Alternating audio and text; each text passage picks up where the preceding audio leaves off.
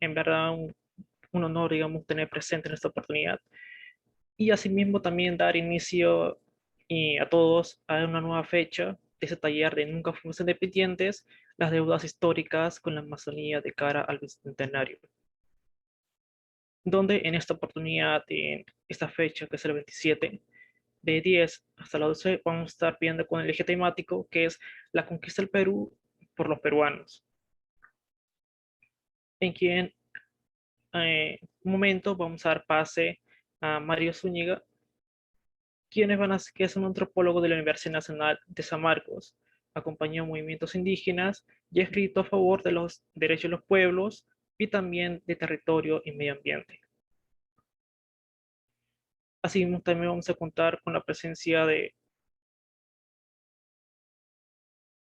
Jessica Tayori, que pertenece al pueblo Harakbu.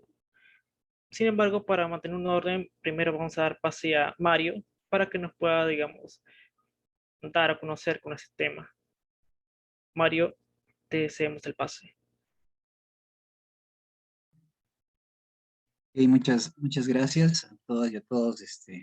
Igual es un honor estar aquí. Muchas gracias por invitarme y por darme la oportunidad de poder conversar y en realidad compartir con ustedes. Yo creo que el cambio nos hace aprender a todos, tanto a mí como a ustedes, como a personas que escucharán en algún momento, ¿no?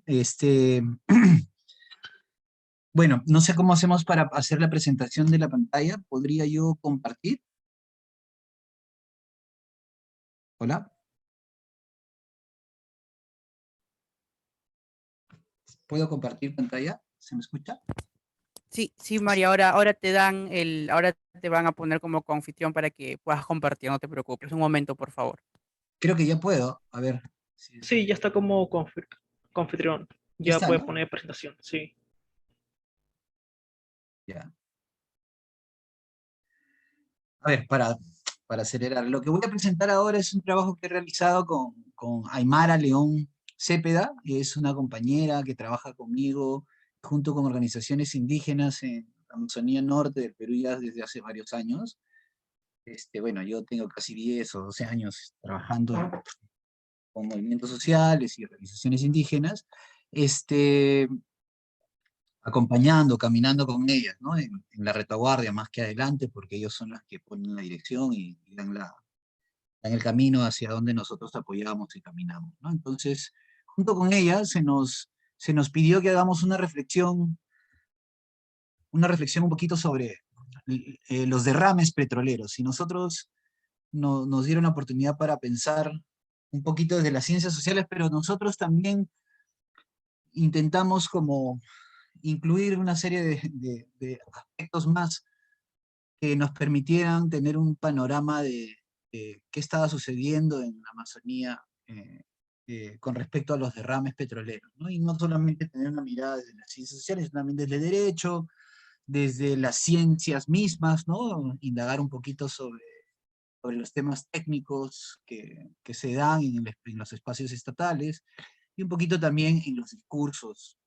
petroleros. Yo quisiera ahí me parece interesante el nombre que le han puesto al evento. Nunca fuimos independientes. Creo que están aludiendo un poquito a Latour cuando dice nunca fuimos modernos, ¿no? Y eso me ha llevado a reflexionar y voy a ir así en desorden, voy a ir hasta el último para decir un poquito cómo voy a repensar un poquito el libro que hemos hecho con Aymara en función de cuatro temitas, ¿no? Cuando se habla de nunca fuimos independientes, tomando en cuenta las dinámicas para pensar justamente desde la Tour, algunas cosas que parecen estáticas, pero que en realidad son flexibles, movibles, mezcladas, híbridas. Por ahí Silvia Rivera diría chejes, ¿no? He pensado cuatro temas que los voy a adaptar a la forma en que pensamos el libro, ¿no? Cuando se dice nunca fuimos independientes, se dice, pensé, porque nunca salimos de la colonia, de los territorios, de la colonización, ¿no? De los territorios, de los saberes y de los cuerpos, ¿no? O sea, parece como si ustedes estuvieran pensando de que nunca fuimos independientes porque pienso, no sé, lo pregunto también tal vez a los organizadores, porque justamente nunca hemos salido de la colonia, ¿no? Es una de las líneas de pensamiento y de reflexión que existen ahora sobre los temas que tienen que ver con la modernidad, la globalización, el extractivismo, etcétera, que es la continuidad de procesos de colonización, no solamente en los territorios, sino también en los conocimientos, sobre todo en los cuerpos, las identidades, etcétera. El otro tema que me puse a pensar es que nunca fuimos independientes porque también se alude a que siempre hemos sido dependientes, ¿no? Y esa dependencia quiere decir que también nos hizo perder nuestras culturas o nos hizo perder nuestra forma de autonomías, ¿no? Nos hicimos dependientes del petróleo, nos hicimos dependientes del mercado, nos hicimos dependientes del comercio, nos hicimos dependientes del extractivismo y de la globalización y de los medios, etcétera, ¿no? Nunca fuimos independientes porque en realidad siempre somos dependientes de algo. El otro tema es que tal vez hay una equivocación en pensar que nunca fuimos independientes, es decir, nunca decir independientes es también absolutizar, ¿no? Entonces, yo pienso al revés, de repente siempre hemos sido y siempre fuimos autónomos y siempre persistimos en las luchas. A pesar de que existe, por ejemplo, la colonización de nuestros territorios, existen pueblos indígenas autónomos, existen pueblos indígenas que han resistido a que desaparezca sus culturas, a que desaparezca su lenguaje, a que desaparezca sus formas de relacionarse, ¿no? Y el otro gran tema es que siempre fuimos, en realidad, ni autónomos, ni colonizados, ni independientes, ni dependientes, sino fuimos en realidad una mezcla tensa y resistente. Jeje, Silvia Rivera Cusicanqui dice, estamos en tensión con nuestros ancestros, ¿no? Con nuestros ancestros conflictivos, ¿no? Estamos siempre en una constante de autonomías y dependencias y de luchas eh, que son parte justamente de la existencia y de la realidad. Estas cuatro cosas es lo que eh, intentamos un poquito o sea, poner en discusión lo absoluto, es lo que intentamos con Aymara discutir, ¿no? Encontramos que en la Amazonía o sobre la Amazonía muchas veces existen diferentes tipos de discursos que conviven. Estos discursos sobre colonia, estos discursos sobre independencia y dependencia, los discursos de resistencia y los discursos mezclados, son discursos eh, que, absolutos, ¿no? Conviven, se enfrentan, ¿no? Por ejemplo, las ideas del post-extractivismo, están las ideas sobre desde los gremios empresariales, la Amazonía como un objeto para poder explotar, para poder usar, conocer, investigar desde lo abstracto y desde la mirada economicista, pero también la visión de los pueblos indígenas. Hay algunas visiones mezcladas, como por ejemplo las visiones de monitoreos ambientales que combinan modernidad con tradición para poder defender el territorio. Y estas miradas no son miradas que nacen solamente desde ahora, desde la República, desde que existe el racionalismo, las ciencias sociales, no. Si revisamos un poquito la historia, tal vez nuestro sociólogo más interesante, o antropólogo, o filósofo más interesante, Guamán Poma de Ayala, ya reflexionaba sobre las miradas que se tienen sobre los territorios. Por ejemplo, la mirada sobre el territorio amazónico, ¿no? Que se tenía en esa época, ¿no? Si vemos aquí, vemos a los amazónicos como entes híbridos, ¿no? Pero también reflexionaba sobre los desencuentros entre formas de percepción, ¿no? No sé si no se ve muy bien lo que dice ahí, pero quienes han visto esta figura de Guamán Poma de Ayala, lo que nos dice es que los encuentros son equívocos, siempre existen miradas a veces que están en los extremos y que conviven en constante tensión. El inca le dice, tú comes oro, y el español le dice, sí, yo como oro, ¿no? Es un encuentro equívoco, violento, por supuesto, pero la imagen que nos muestra Guamán Poma es que existe esa convivencia, existe un equívoco, eso es lo que significa el encuentro, desencuentro de diferentes culturas o diferentes formas de pensar los recursos y la vida, ¿no?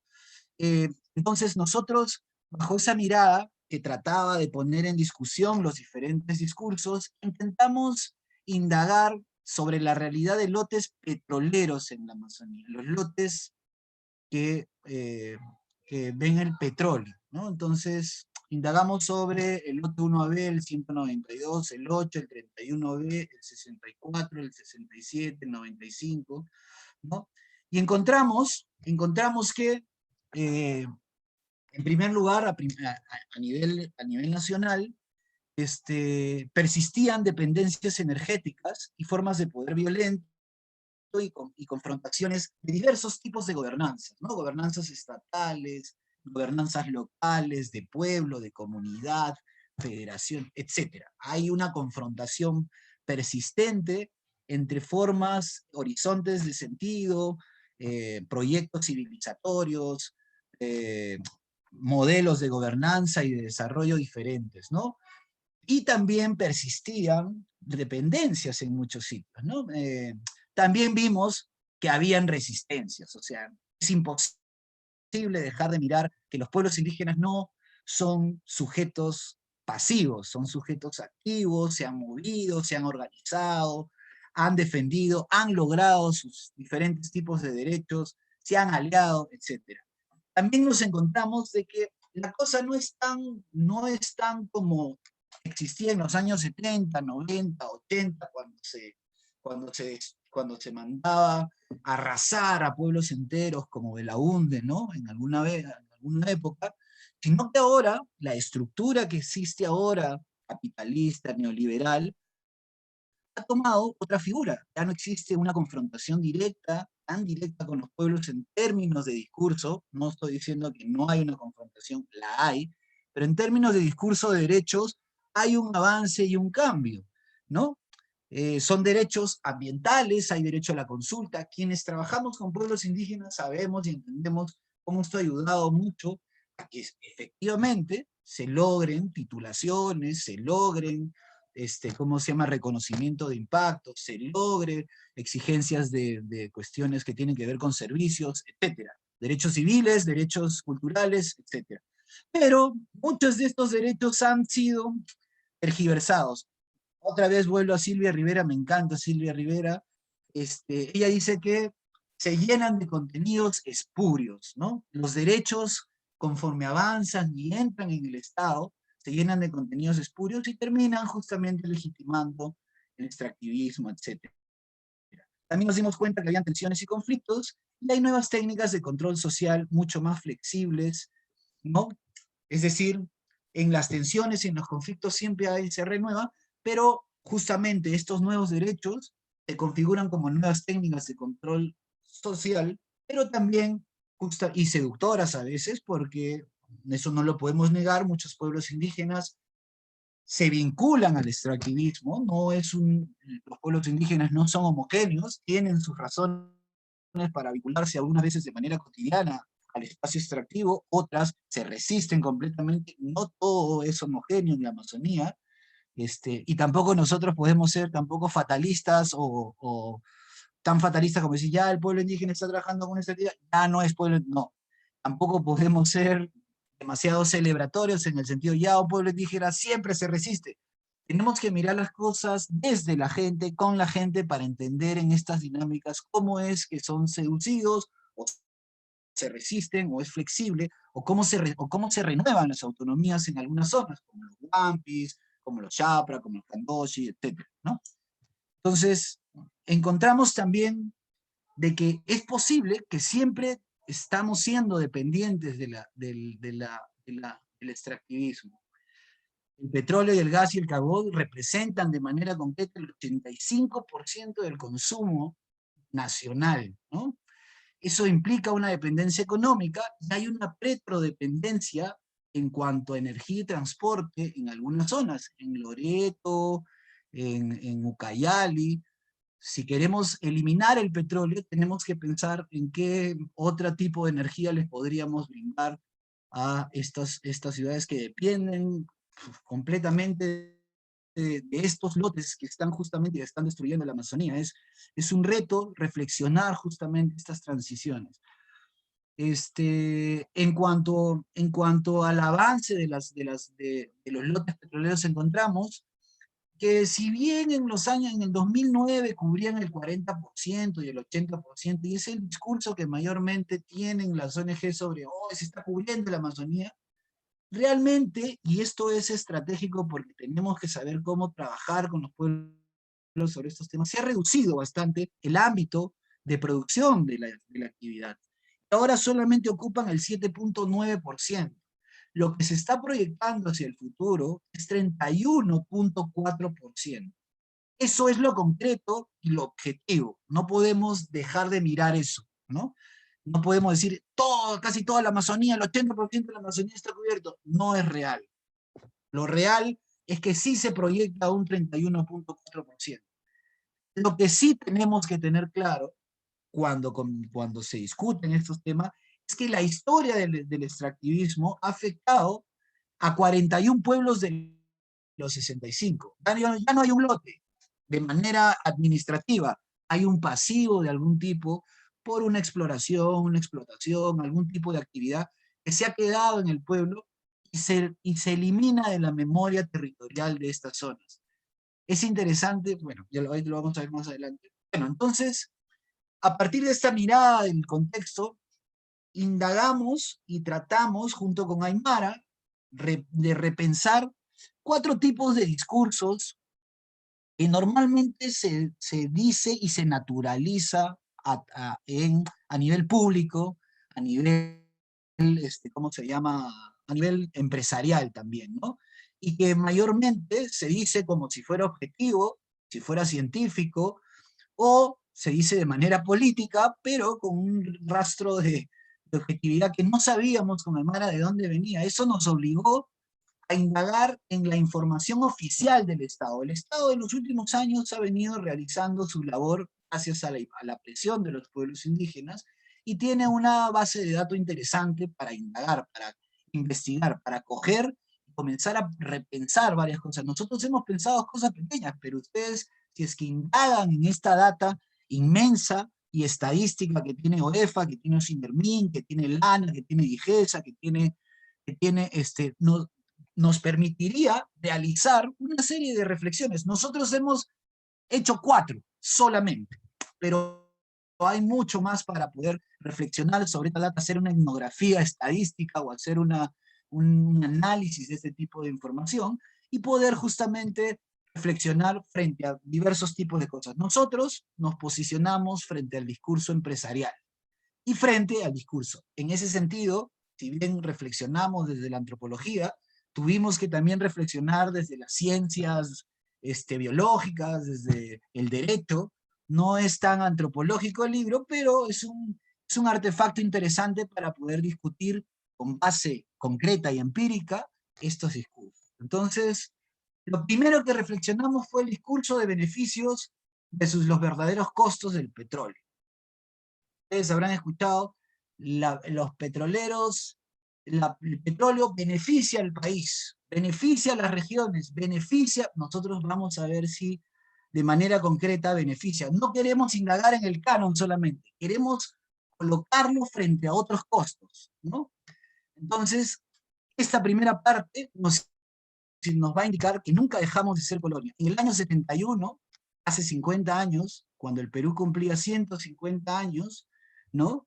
El gobierno de Velasco entraba, tal vez nos involucraba en una visión dicotómica de la Amazonía. Yo le digo bipolar, yo personalmente, como Mario Zúñiga, le digo bipolar a mi compañera que también escribió libros juntos, no le gusta que se diga bipolar, respeto porque de repente hay un conflicto con el ámbito psiquiátrico, pero, o psicológico, pero de ahí llamémoslo, se funda un ámbito dual, ¿no?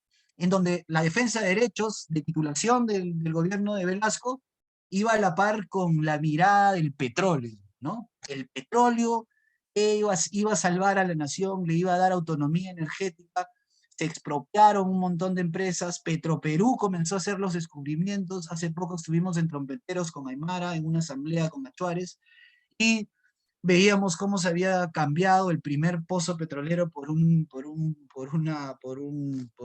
tanque de agua, pero en ese lugar, en Trompeteros, se descubre un pozo y la visión del Estado era la modernidad, los beneficios.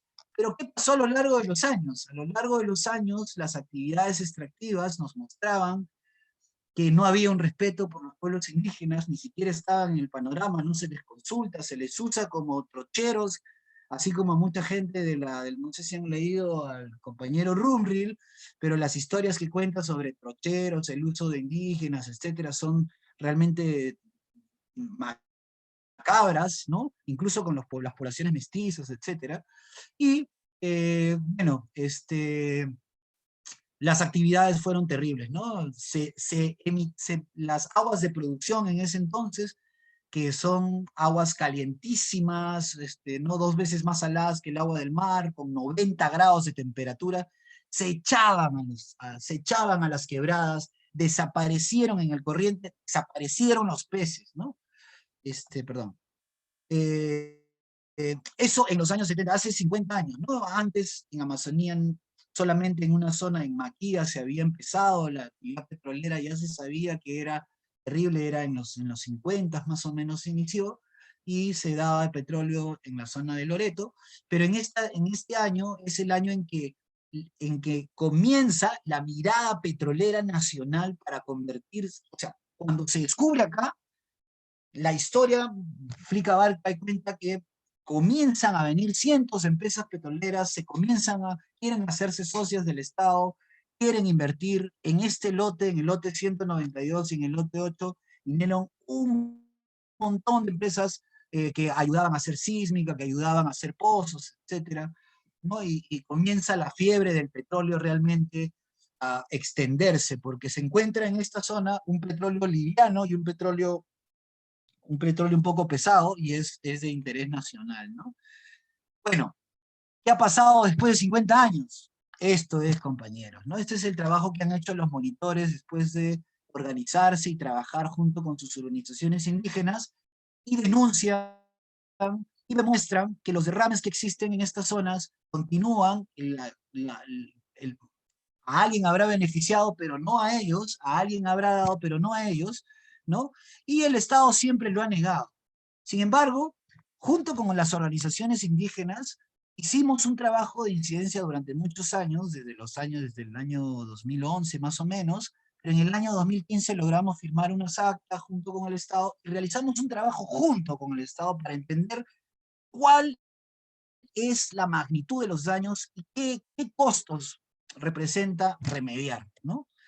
Y encontramos que solo en 32 de los 2000 sitios impactados que hay en este lote, los costos para remediar son de 600 millones. Estos estudios que hemos hecho, los hemos hecho con un trabajo multidisciplinar con empresas remediadoras, etcétera, en donde justamente el diálogo que se tiene con estas empresas es luchar para que los criterios de evaluación se transformen del sesgo empresarial a un sesgo más social.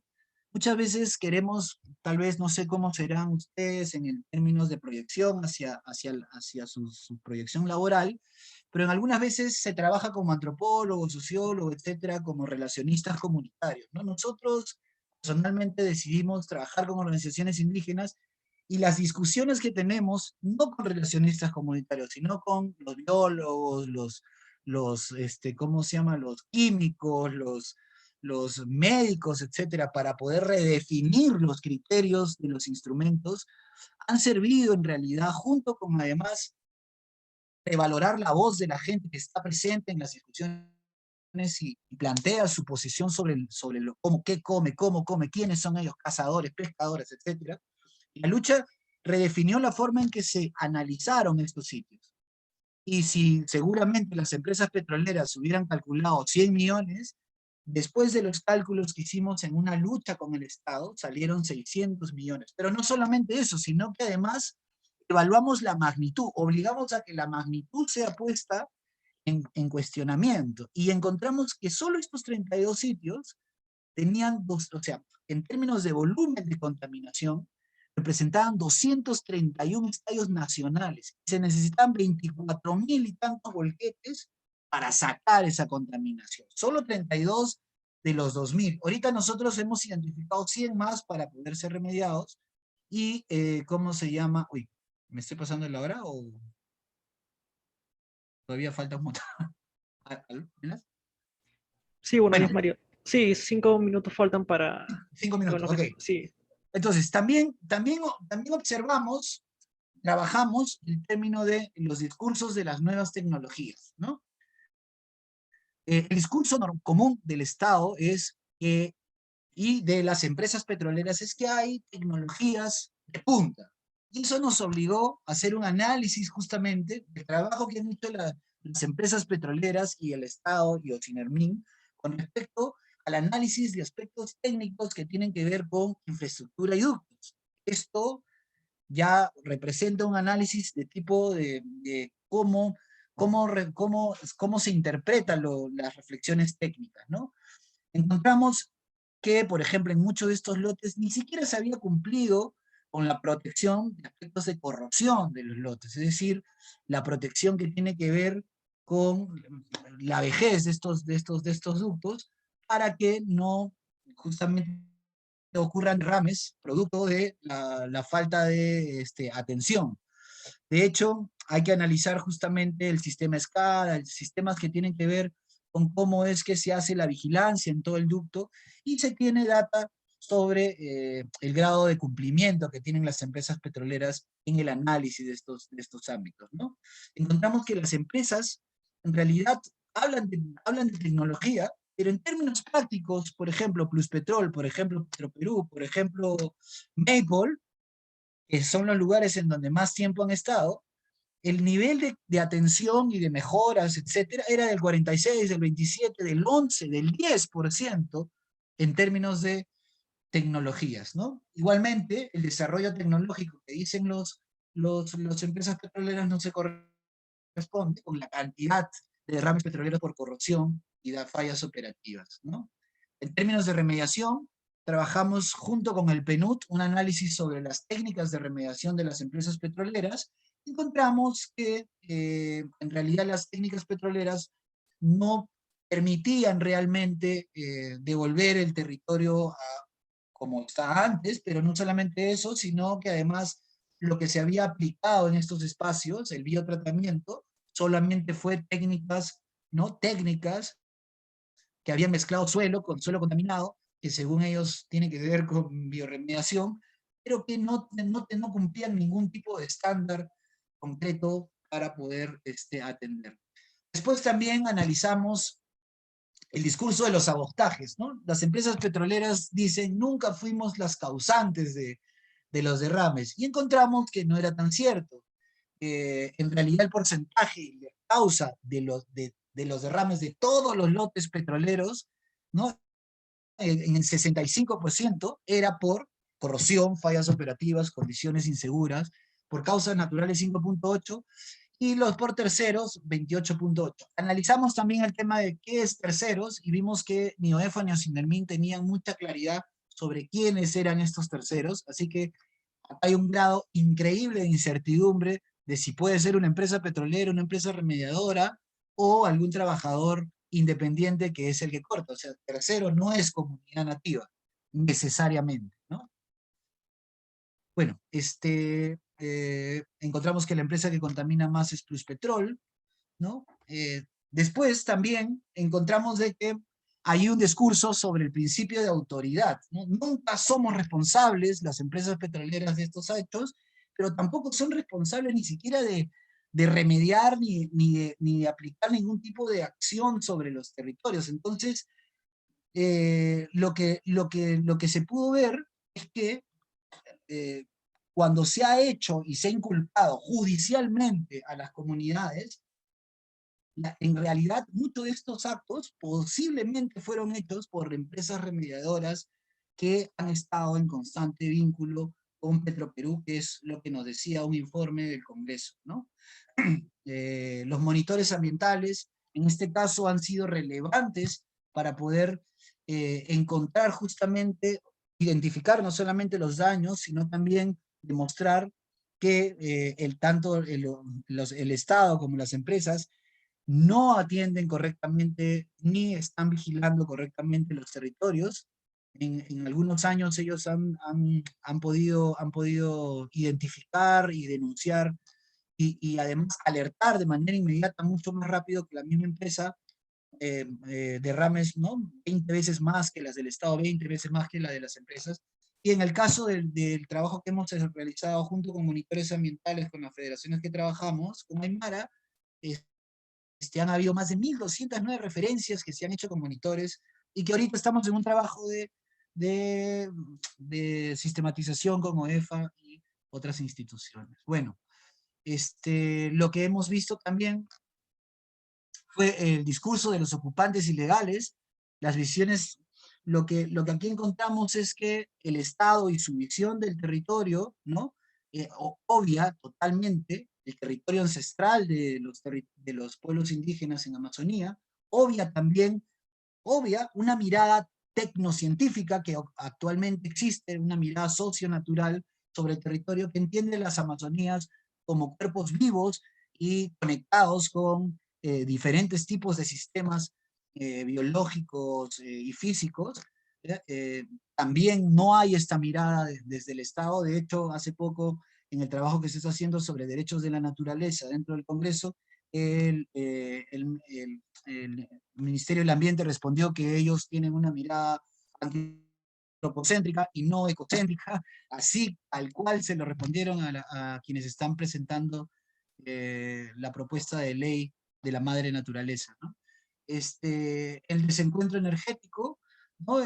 Lo que también hemos visto, lo que vemos es que esta mirada de ocupadores ilegales deja de lado justamente la visión energética desde las Amazonías, que los científicos biológicos, los científicos geógrafos, desde hace tiempo están comenzando a determinar. Por ejemplo, hablan sobre la transpiración de los bosques como productores de energía de tal magnitud que se puede equivaler a 50.000 hidroeléctricas al día. O sea, en un día se realiza la energía de 50.000 hidroeléctricas, ¿no? Y eso es desde la Amazonía. Una mirada científica tal vez vería eso como el paraíso para poder redefinir justamente las rutas de energía en el país, pero estamos justamente con una mirada diferente. Bueno, nuestras recomendaciones fueron transversalizar miradas que tienen que ver con la interculturalidad, el género y la ciencia, en términos democráticos, en términos de participación, en términos de equidad, y hicimos un análisis justamente de varios aspectos que se tenían que recomendar. Nuestra mirada justamente, y otra vez para retomar, ¿no? Nos encontró entonces con que persisten realmente la cuestión de colonia, hay dependencias, pero también hay acciones autónomas, hay una persistencia de lucha, y en la actualidad la mezcla y la tensión, ¿no? Es lo que más pervive. Ahorita los pueblos indígenas se alían con científicos, los pueblos indígenas asumen voces técnicas, también asumen voces culturales, y la lucha por justamente transformar la visión, el horizonte energético, de vida, de existencia de este capitalismo y neoliberalismo voraz, es realmente un aspecto que tal vez en muchos casos no está ideologizado, pero que se siente en la vida misma de las personas, en sus chakras, en su andar, en su anhelar, ¿no? Porque se enfrentan justamente a situaciones de empobrecimiento, de desestructuración, a situaciones como la que hemos visto, en donde los derrames pueden pervivir años de años y nadie es responsable, ¿no? Eso, compañeros. Disculpen que me haya demorado. Sí, pero no te preocupes, digamos que fue un interesante tema, sobre todo los puntos específicos que has desarrollado. Ya ahora para continuar con el taller, vamos a dar pase a la siguiente ponente. En esta oportunidad va a acompañar la antropóloga Lucero Raimundo, que es antropóloga por la Universidad Nacional Mayor San Marcos, y maestranda del PP Gas de la Universidad Federal de Santa Catarina, en Brasil. Su trabajo de investigación se enfoca en las relaciones de género de los pueblos indígenas en contextos de colonización y extractivismo. Lucero, te cedemos la palabra. Hola, buenos días. Gracias por la invitación al seminario. Yo voy a hacer una pequeña... ¿Puedo compartir? No sé si puedo compartir mi presentación. Sí, ya te han puesto como confitrón, si puedes compartir. Ya. Para que esto vaya más rápido, voy a quitar la cámara. No sé si están viendo la presentación. Bueno, primero muchas gracias a las personas a la organización del evento. Me parece muy importante discutir el lugar de la Amazonía y de los pueblos indígenas ahora que se está pensando el bicentenario y sobre todo que tenemos un bicentenario que digamos que ha desnudado yo no diría desigualdades, sino las grandes brechas, los abismos que hay entre poblaciones, entre lugares, entre espacios, territorios, ¿no? La ponencia que yo voy a presentar se basa en una investigación que hice para mi tesis de licenciatura y un pequeño proyecto posterior que es sobre la minería aurífera en la Amazonía Sur, particularmente en la región de Madre de Dios, y con un pueblo que son los Arakmbut, que lleva desde hace algunas décadas vinculada a esta actividad, a la minería aurífera, a la minería de oro, a la extracción del oro en sus territorios, de distintas maneras, ¿no? Yo quisiera aclarar que la información que yo ahora voy a compartir es una información que tiene un lugar de partida, que es la comunidad San José de Carene especialmente, y también las comunidades aledañas como Puerto Luz y en menor medida Puerto Luz, y cuento con información de Barranco Chico, pero el trabajo etnográfico ha sido de San José de Carene. Parto de esta aclaración porque la vinculación de las comunidades en Madre de Dios con la minería o con otras actividades extractivas en realidad es bien variable, entonces no quisiera, o sea, me parece muy importante rescatar las diferencias, ¿no? La ubicación de las comunidades está en los ríos Puquiri y Carene, en el Alto Madre de Dios. Es una cuenca que tiene un potencial aurífero bastante fuerte, que ha sido conocido desde tiempos antes de la colonia. Las comunidades, no sé si acá pueden ver, está San José de Carene más cerca a la desembocadura del río Puquiri, cerca al Alto Madre de Dios. La comunidad de Puerto Luz está más cerca a las cabeceras, que es en realidad el lugar ancestral del pueblo Arakmbut, las cabeceras de los ríos, la parte alta de la selva, y la comunidad de Barranco Chico, que está en el río Puquiri y muy cerca de un asentamiento minero muy grande que se llama Huaypeto, ¿no? Bueno, las tres comunidades son del pueblo Arakmbut, de la parcialidad Arakmbut. Sus reconocimientos y titulaciones son bastante prontas, que se dan justo en un momento de lucha por la invasión y la ocupación que tenían hacia sus territorios, pero ya vamos a ver en la exposición que más allá del reconocimiento y la titulación, estos documentos no han servido para tener, digamos, del Estado cierto tipo de protección y garantía sobre el ejercicio de sus derechos, ¿no? La población que recogen el censo 2017 es una información que hay que tomar bastante delicada porque la población al trabajar en oro u otras actividades relacionadas es bastante movible, entonces creo que los censos no han captado el nivel poblacional, ¿no? Las principales actividades económicas de estas tres comunidades es la minería, y en segundo momento, la agricultura, aunque en los últimos años, digamos por la deforestación, la agricultura es una actividad que está siendo retomada nuevamente con fuerza, ¿no? Y también otras actividades, otras alternativas económicas. Para entender la vinculación de los Arakmbut, a la minería, es importante tener en cuenta la historia de la región de Madre de Dios, y el año pasado salió un libro muy importante de Tomás Moore, de Coca Chavarría y de Klaus, y me parece que es un libro que narra, digamos, la conformación del espacio de Madre de Dios, ¿no? Hay una historia de la región que tiene que ver con su vinculación de la cuenca a una economía extractiva, que es el caucho. Tuvo un corto periodo de bonanza, y el acceso, el descubrimiento, entre comillas, del Litzo de Fitzcarrald en 1895 es, digamos, el primer paso a lo que podemos considerar ahora una región cuyos índices económicos están mayoritariamente, principalmente orientados al extractivismo, ¿no? En el siglo XX, cuando se da esta pequeña economía del caucho, existe una reconfiguración del espacio étnico. Se da la introducción de nuevos grupos. Los caucheros traen de la cuenca del río Ucayali grupos de habla pano y arawak, y también se da el diezmo de algunos grupos indígenas, algunas parcialidades arakmut, como los toyeri y los araceri, que fueron fuertemente diezmados por las violencias de las correrías y también por las epidemias, ¿no?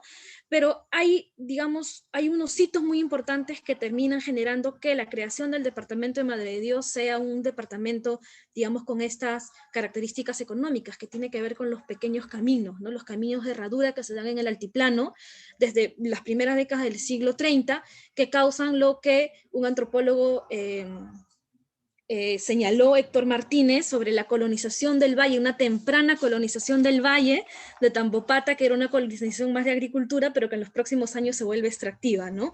Y, digamos, tenemos los caminos de herradura, los pequeños caminos que van abriendo pequeños agricultores, pequeños mineros, hasta las grandes carreteras de penetración que se dan en el año 65, con la carretera de Urcos 15.000 Puerto Maldonado, y bueno, la carretera que se inaugura en el 2007, la interoceánica, que transforma completamente el panorama, y digamos es una de los principales motores de deforestación en la región, ¿no?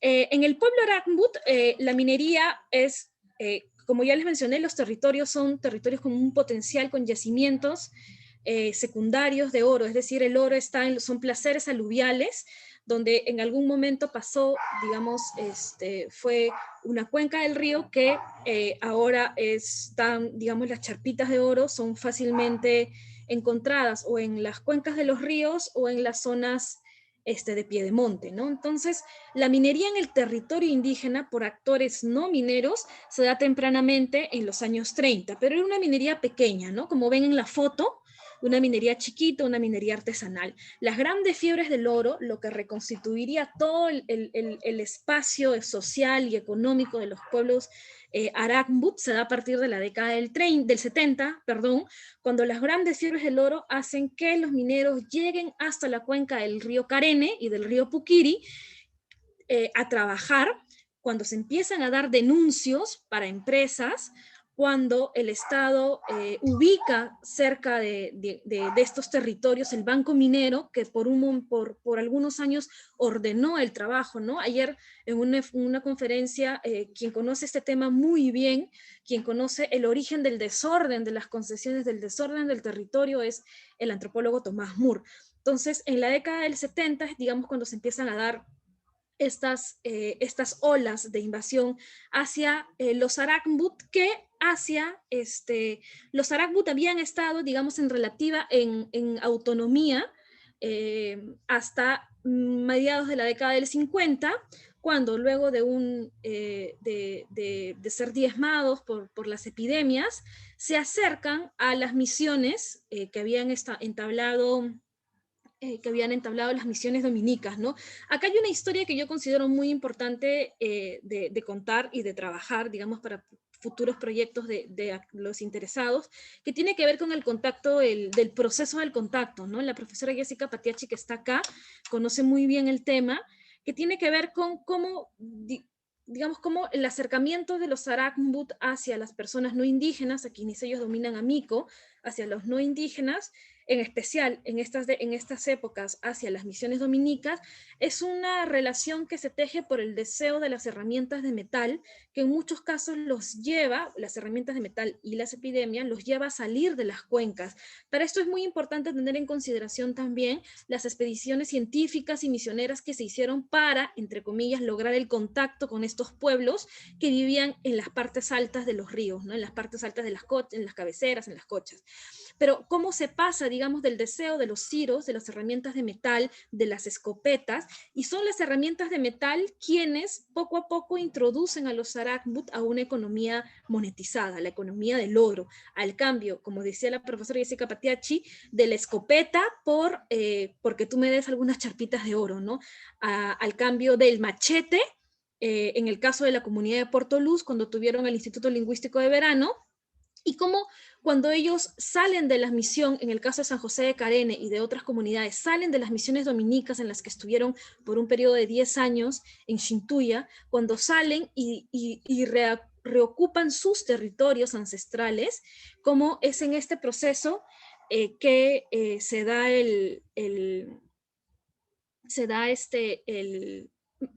perdónenme un segundito, voy a traer, se me había pasado por completo, voy a traer el cargador.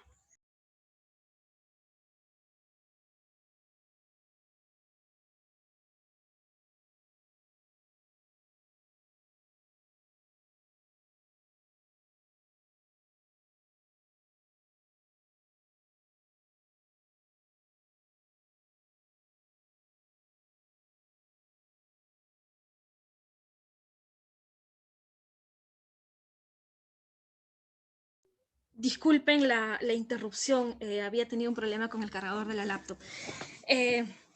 Bueno, como estaba explicando, cuando los Arakbut retoman sus territorios ancestrales, ellos se encuentran que estos estaban siendo, que en ellos había una pequeña agrupación de mineros, ¿no? Esto es a inicios de la década del 70, finales de los 60, cuando empiezan a ir al río Carene, al río Puquiri, cuando tienen esta transformación de comunidades en malocas, en las Hackton, hacia lo que el Estado denomina comunidades nativas, ¿no? Territorios cerrados, limitados, ¿no? Este proceso de conformación de una comunidad es también un proceso de acercamiento a la minería y a los mineros que ya estaban sobre el territorio. ¿Qué es lo que, la historia que sigue desde ahí, en qué podría ser, o sea, cuál, digamos, cuál ha sido el tránsito de esta historia de la década del 70, donde el Banco Minero desaparece en el 78 y las concesiones se desordenan porque se empiezan a dar concesiones a personas individuales y esto genera especulación, genera la conformación de pequeños grupos de patrones que explotan a campesinos venidos del sur, campesinos empobrecidos, en busca en realidad que están huyendo de la pobreza, ¿no? Esto genera todo este grupo de grandes patrones que empiezan a concentrar concesiones mineras. Bueno, la historia desde el 78 hacia ahora ha cambiado, pero ha cambiado de cierta manera y ha mantenido, digamos, los rasgos de propiedad sobre la tierra indígena, ¿no? Lo que sucede ahora en esta región es que finalmente se han consolidado cerca del territorio de indígenas, cerca del territorio Arakbut, se han consolidado cordones de población mestizo minero. Es decir, toda la actividad económica de la zona es una actividad de la minería y relacionada a la minería, ¿no? Tienes cerca de las comunidades de San José de Carene y Puerto Luz al centro poblado Delta 1, que es Puquiri, que es un centro grande donde viven mineros, viven sus familias y negocios relacionados a esta actividad.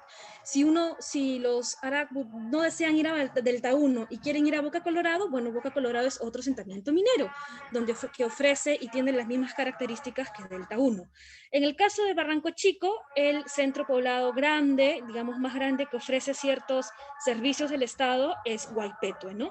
Entonces, este cordón poblacional es bastante importante porque este es el que genera y establece la economía aurífera, ¿no? La que genera y la que, digamos, tiene un mercado bastante cerrado donde ya los arreglos están hechos por fuera de los indígenas, ¿no? Y con esto me refiero a, digamos, las pocas posibilidades que tienen las comunidades de poder hacer agricultura y poder venderlas a esta población, establecer circuitos comerciales. Estos centros poblacionados ya traen desde sus propias relaciones, desde sus propias redes, ya traen un circuito que los excluye a ellos, sin embargo, los avasalla y los arrincona, digamos, a que la minería sea la actividad más fuerte, ¿no? ¿Cuál es el panorama actual? Como les decía, el panorama actual es de un completo desorden ocasionado por las políticas de formalización del Estado minero, del Estado peruano, que el Estado peruano ha dividido en dos el proceso, ha dividido en dos la posibilidad de realizar minería. Uno con concesiones, es decir, donde el Estado te concede el uso de la tierra, no de la tierra superficial, sino del lugar donde están los yacimientos. Sin embargo, esto no conlleva un proceso de formalización. Y otro punto, quizá el punto más importante, es que estas concesiones mineras fueron dadas sin ningún tipo de autorización a las comunidades indígenas, ¿no? Aún cuando ya estaba ratificado ratificado el convenio de la OIT, las concesiones se han seguido dando sin ningún tipo de participación, porque el Estado aduce que no son concesiones sobre el uso superficial. Entonces, concesionario tiene que arreglárselas con las comunidades para que les den el permiso del uso superficial, que es el que van a necesitar para hacer cualquier actividad formal. Y esto, evidentemente, los concesionarios, que eran antes los patrones, digamos, han diversificado y ahora son concesionarios, evidentemente no generan ningún tipo de diálogo ni de conversación con las comunidades, ¿no? El panorama actual es que el 41% del territorio en San José de Carene está superpuesto por concesiones mineras. El Barranco Chico es el 54,16% del territorio superpuesto. Y en Puerto Luz, que es la comunidad más grande de estas dos, esta es el 2%, pero esto no implica que no existan problemas con estas personas, ¿no? Ahora, yo digo que esto es un entrampamiento porque cuando se hizo el ordenamiento, la zonificación de Madre de Dios, se excluyó a las comunidades mineras, para bien y para mal, muchas veces para mal sobre todo, se las excluyó de realizar actividades de minería. Entonces los concesionarios que tienen estos derechos, no pueden realizar una actividad legal, es decir, el Estado los ha excluido de poder hacer una actividad legal, los ha arrinconado también a continuar actividades ilegales. Entonces, este problema de las concesiones genera fuertes conflictos con estas personas que son no indígenas, que no demuestran ningún tipo de respeto y con quienes tienen desde hace al menos 30 años, digamos, problemas y tensiones, ¿no? En la comunidad de San José de Carene y en Puerto Luz hay historias con familias que hasta el día de hoy siguen teniendo derechos mineros y que han violentado los derechos, que han asesinado personas, que amenazan dirigentes, pero digamos, esta es una historia que los tomadores de decisiones prefieren no ver, ¿no? Este es el mapa de las concesiones mineras en el territorio indígena. Como se ve hacia todo el lado del Puquiri, en San José de Carene, están las concesiones, que es la parte que tiene, digamos, más fácil de acceder y la que tiene más potencial de aurífero, como señalan, en Puerto Luz, y esta es la comunidad Barranco Chico, que está bastante seccionada, ¿no? ¿Qué actores mineros vienen? Bueno, en el caso de las comunidades, hay un actor bastante problemático porque es reconocido como la principal fuente de deforestación y, digamos, una persona que solamente lucra con el territorio, son los invitados, ¿no? Pero esto también tiene una historia. A inicios de la década del 2000, cuando el oro empezó a tomar, digamos, un valor mucho más alto en el mercado internacional, las invasiones hacia el territorio de los Arakbuts se hizo mucho más fuerte, casi imposible de contener, porque estamos hablando de comunidades pequeñas, dispersas también al interior de las comunidades, que no podían hacer frente digamos, a estas personas, ¿no? Entonces se ideó en un primer momento la modalidad del invitado, que era una persona que es una persona que paga una regalía a cambio de que trabaje en la comunidad, una regalía semanal fijada en gramos de oro, ¿no? ¿Qué es lo ¿qué es lo que ha devenido de esta situación? ¿Qué es lo que ha devenido de esta situación? Que, digamos, tengamos a la fecha de hoy mestizos que suelen no cumplir con estos pagos, suelen aducir constantemente de que han sido, que no han podido trabajar, que las máquinas se han malogrado. Entonces las comunidades consideran a estas personas que solamente vienen a lucrar y no dejan nada a cambio, ¿no? Además de que el territorio, como vamos a ver ahora, está bastante deforestado. En los últimos años, particularmente en San José y en Puerto Luz, ha habido iniciativas para echar a todos los invitados y, digamos, hasta la fecha las comunidades me comentan de que ya no existen invitados en el territorio indígena, ¿no? El otro actor mestizo, minero, bastante importante, a ver, perdón, voy a pasar. No, ahí está. Perdón, está pasando el señor que vende mandarinas. El otro actor minero bastante importante en esta historia y que tiene que ver, digamos, con cómo ha sido un eje de cambio en las relaciones de parentesco son los yernos. Pero también quisiera decir que los yernos y las nueras, los yernos mestizos y las nueras mestizas. Los yernos mestizos son personas que han contraído un vínculo sentimental y sexual con mujeres indígenas y que al tener este vínculo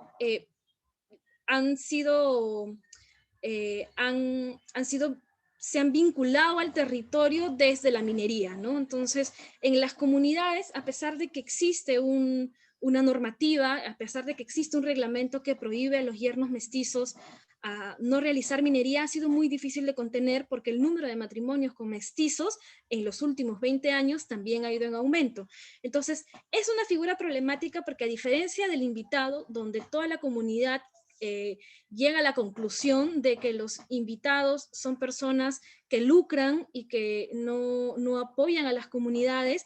En el caso de los yernos es más difícil tener, digamos, abiertamente estas opiniones porque los yernos mestizos tienen hijos y y una vez que el yerno mestizo es parte de la familia, es bienvenido como una familia, el hombre al trabajar en el oro mantiene también a sus hijos y ninguna familia quiere ir en contra del bienestar de los niños, ¿no?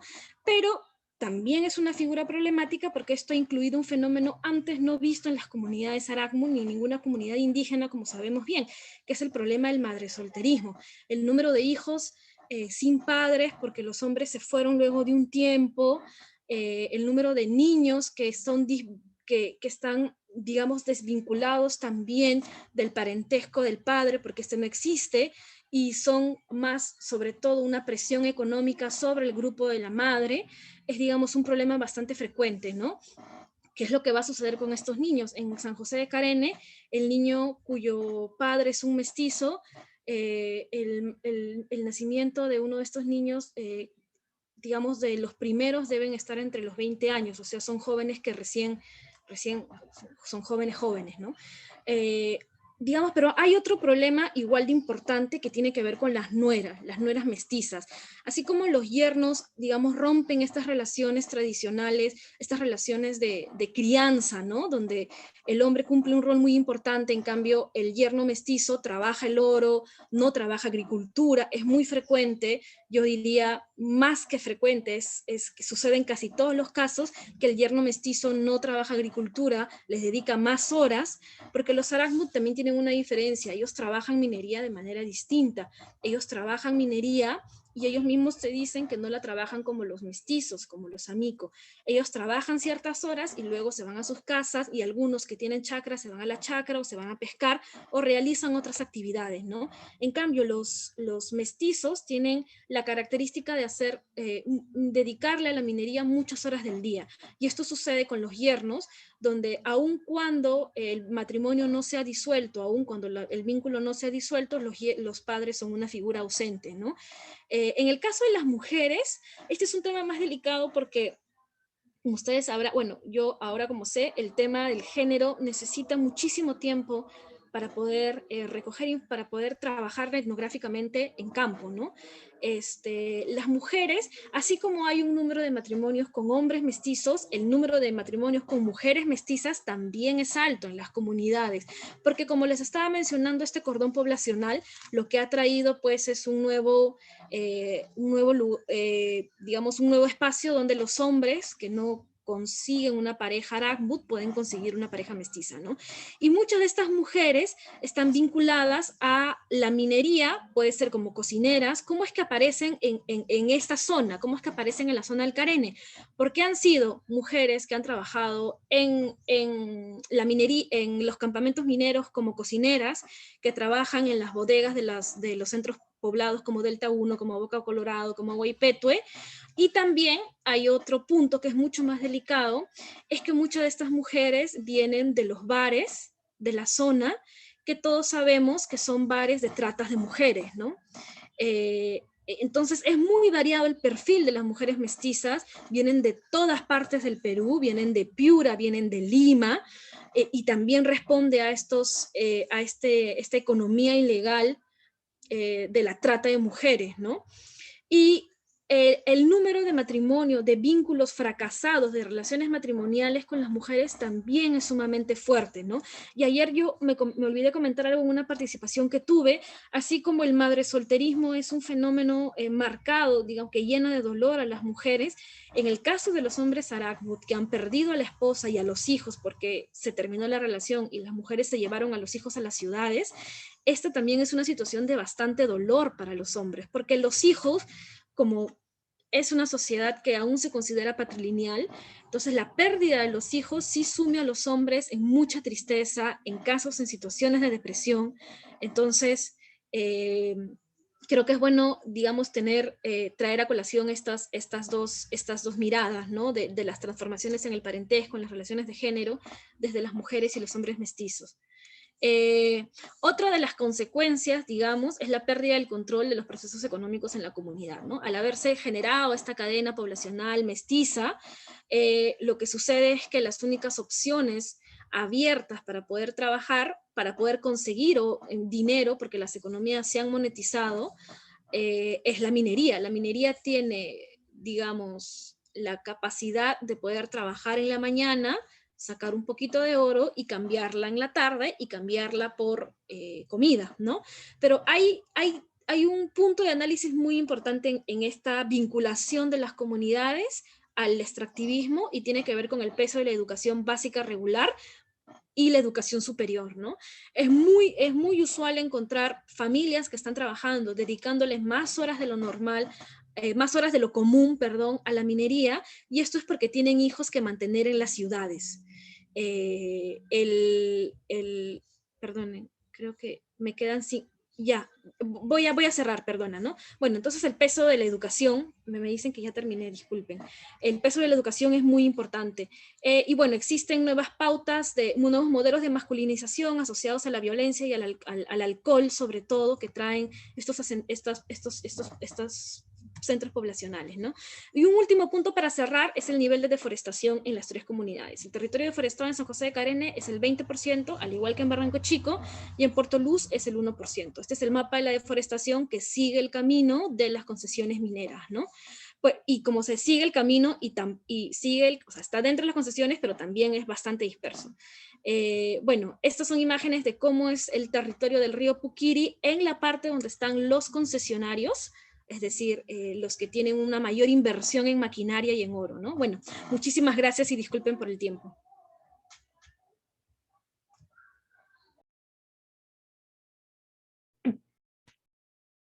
Sí, Lucero, no te preocupes, más bien muchas gracias por tu participación y el tema desarrollado. Y a continuación, para seguir con la presentación, vamos a dar pase a Patiachi Tayori, quien pertenece al pueblo Jarabuk. Nació en la comunidad nativa San José de Querene, aunque creció en la comunidad de Puerto Luz, donde estudió su primaria. Su secundaria la realizó en Puerto Maldonado. Se recibió como profesora de educación secundaria en el Instituto Superior Pedagógico Público Nuestra Señora de Rosario. Se desempeñó como especialista en educación intercultural bilingüe de la Madre de Dios y como coordinadora regional de Madre de Dios de la Dirección General de Calidad de la Gestión Escolar del Ministerio de Educación. Ha publicado los libros en lengua jaraburú, Relatos orales jaraburú y Jaguar y el Gallinazo. Ha participado en la elaboración de cuadernos de trabajo en lengua jaraburú para el Ministerio de Educación. Jessica, te damos la palabra.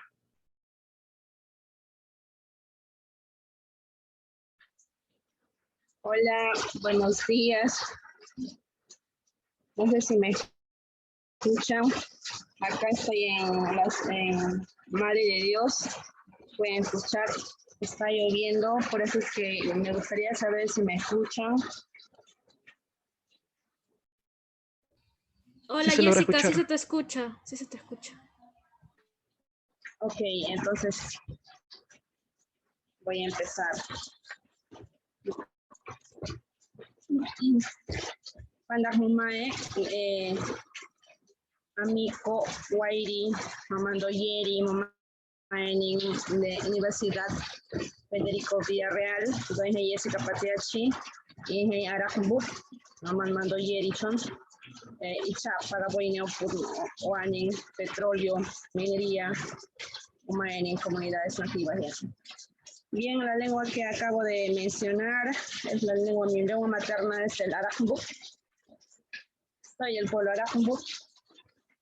Acá del territorio ancestral está en la región Madre de Dios. Estoy muy contenta por los estudiantes que en esta oportunidad me permiten expresar. Siempre agradezco estos espacios ya que es histórico que indígenas en mi condición participen en este tipo de eventos. Y hablar de minería, hablar de petróleo o cualquier actividad extractivista es que una indígena o un indígena proteste es sinónimo de amenaza para nosotros, ¿no? O sea, ¿por qué estás hablando eso? En distintos eventos que yo tuve, inclusive pude participar en Roma, pude viajar a Italia y a conocer una parte de la minería que pasaba en Delta 1. Nosotros, al menos mi persona, no deja de recibir amenazas, ya sea por las redes sociales, entre otros temas, ¿no? Yo entiendo también que a muchos de mis compañeros, a muchos de mis paisanos, no quieren hablar de este tema, porque como ustedes ahora han visto, la pandemia no ha impedido que se mate a defensores ambientales, ¿no? Es crítico la situación por la que nosotros pasamos. Las zonas donde acaba de mencionar Lucero, por ejemplo, en Delta 1, donde no llega ni siquiera el diario La República, ni el comercio. Alguna vez han querido llegar ahí los periodistas y ni bien llegaron con las cámaras, están bien estructurados y organizados, ahí les quitaron las cámaras y no pueden tomar ni fotografías. A excepción que una vez llegó un compañero que tuve de la República, porque yo le dije, bueno, así como decía de los hierros, ¿no? Vas a pasar, pero si en caso nos preguntan, vas a decir que tú eres mi pareja. Solo así yo te puedo salvar o puedo permitir que no te hagan daño. Bien, así logró sacar el chico una nota, ¿no? Así de álgido y fuerte la situación, hablar de que un indígena al menos hable de las empresas extractivas. Quizás no se menciona, ¿no? A veces me invitan a eventos o a que haga documentales o participe o colabore con un video. Y siempre les hago, ¿no? Ese hincapié. Igual les dije ayer al Centro Bartolomé de las Casas la situación por lo que pasaba. Por lo que eso a mí no me intimida, ¿no? Yo soy consciente de lo que estoy diciendo. Soy consciente de lo que yo quiero manifestar, de lo que quiero protestar, de lo que quiero dar a conocer y gustosa lo hago. así como lo hubieran hecho mis abuelos, quizás si en su tiempo hubiesen tenido un espacio para poder dar a conocer los atropellos que se vienen cometiendo contra los pueblos indígenas amazónicos. Bien, eso es un poquito para compartirles, ¿no? Y hablábamos del cumplimiento del bicentenario, y el primer ponente, que es el señor Zúñiga, nos manifestaba, ¿no?, acerca de los derrames de petróleo, cuán importante era para el país, ¿no?, el vivir dependiente del combustible a través de restos fósiles, ¿verdad? ¿Qué nos deja a las comunidades nativas? ¿No? Se habla de que trae desarrollo, pero ustedes sí han visto a Puerto Luz, por ejemplo, han visto a San José, donde en algún momento, hoy me acuerdo que cuando era niña, tuve la oportunidad de ver a los trabajadores de la compañía petrolera Móvil. Entonces yo me acuerdo que en la cancha de la comunidad sí venían grandes helicópteros que nosotros decíamos que eran como garrapatas voladoras, nunca habíamos visto nosotros, y ahí nos venían a regalarnos muñecas, ¿no? Teníamos que hacer cola y no sabíamos, yo de niña no entendía por qué me estaban dando esa muñeca, ¿no? ¿A cambio de qué me estaban dando esa muñeca? Y investigando con mis abuelos, luego dentro de tantos relatos que me decían, ¿no? Nosotros venimos de las cabeceras, ¿no? Ahí están nuestros antepasados. Ahí vivíamos, sin embargo, cuando estábamos asentados en Puerto Alegre, que es así como habían llamado ese sitio, vinieron los de la Service Company en aquellos tiempos, en los años 40, 50, 70, como lo acaba de mencionar el compañero Zúñiga. Entonces, y no sabían, ¿no? Todo el mundo, todos hablaban Arajumbu. Sin embargo, de pronto aparecieron estas garrapatas voladoras, estuvieron ahí, se posicionaron, empezaron a todas las chacras no les importó que estaban ahí, empezaron a hacer un local ahí de operación. Y el jefe o las personas que estaban ahí generalmente hablaban inglés y castellano.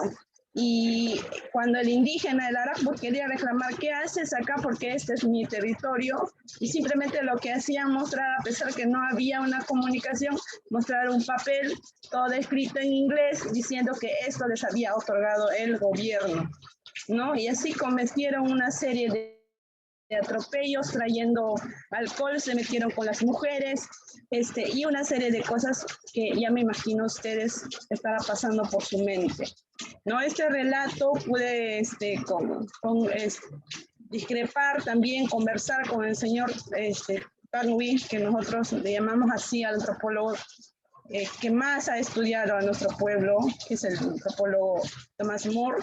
Y efectivamente me dice, ¿no? En ese tiempo estaba él ahí, de alguna otra forma sirvió de nexo, ¿no? Y era muy fácil en esos tiempos para el Estado dar concesiones a estas grandes empresas que venían de afuera. ¿Y por qué? Porque se creía que la selva solo era un manto verde, solo eran árboles, ¿ya? Y que ahí contenía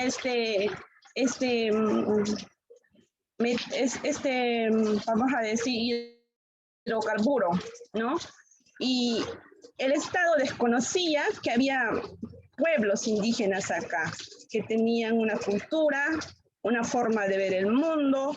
Entonces, no entendía el Estado que esta casa, el bosque era nuestra casa, ¿no? Sin embargo, estaba siendo invadida por estos helicópteros que venían y que hacían, que venían perforando y perforando, y entonces, y dejaban los ríos contaminados, y no entendían por qué, porque ¿qué era el Estado? Se preguntaban, ¿no? Los abuelos, ¿dónde están? ¿No? Entonces, lo que recuerdo siempre, ¿no? De pequeña, lo que nos cuentan es, al no saber el Estado, los congresistas en ese entonces no conocían, ¿no? Que realmente en la Amazonía había poblaciones indígenas, así que lo que cuentan los abuelos, Thomas Moore va y tiene estas conexiones y lleva, él que hablaba nuestra lengua, dice, no, mira, es que el Estado va a seguir atropellando eso porque no sabe que ustedes existen, ¿no? Y tienen que ir, escoger a una persona para que yo pueda ir al gobierno y pueda presentar y decirles que ustedes también son seres humanos con derechos, que no tiene por qué el Estado atropellarlos, ¿no? Ni matar su cultura, ni su lengua. Entonces hay una serie de acuerdos que escogen al señor Manquehue, que poco o nada se habla en la historia, ni siquiera del pueblo Arakmbut. Entonces va este señor así, vamos a decir, como no contactado, ¿no? Porque pasa una serie de anécdotas, porque a él le costaba ponerse unas sandalias, zapatillas, nunca había visto avión, ya se imaginarán cómo lo pasó el señor Manquehue, ¿no? Sin embargo, van en helicóptero hasta Lima, y mientras se celebraba el cumpleaños de una congresista, vamos a decirlo así, que en ese entonces no me acuerdo qué nombre tenía, entonces ahí aparece él, ¿no? Y Thomas lo que me dice que sí le había puesto unas ropas, pero él cuando estaba en la fiesta se empieza a sacar y se muestra tal como estaba así en la comunidad, desnudo, descalzo, y todos se empiezan a sorprender que quién era esa persona, ese invitado extraño que había traído Tomás. Entonces dice, no, mira, en la Amazonía peruana, en la parte de Madre de Dios, existen estos pueblos indígenas. Si ustedes siguen otorgando permiso a las concesiones, están matando a estas poblaciones. Entonces, en resumen, es lo que pasó. Aún así, claro, se retiraron la compañía Service. Luego, en mis tiempos de niña que me acuerdo, vino la compañía móvil. Igual, ¿no? En esas guías, porque la mano de obra, como para que vayan macheteando y vayan abriendo camino, y llevan a los Arakmbut. Y ahí es donde se encontró, por ejemplo, las primeras casas incas, que siempre estuvieron ahí dentro del pueblo Arakmbut, pero que no lo conocía. Y esto a la compañía petrolera no le convenía que se sepa. Entonces, ocultaron esto. Lo mismo quisieron hacer en estos últimos años la compañía Han Oil, ¿no? Que inclusive llevó manos de obra a paisanos míos ahí, como para que limpien, ¿no? Como que ustedes tienen que morir primero si es que les ataca la víbora o algo, en las peores condiciones.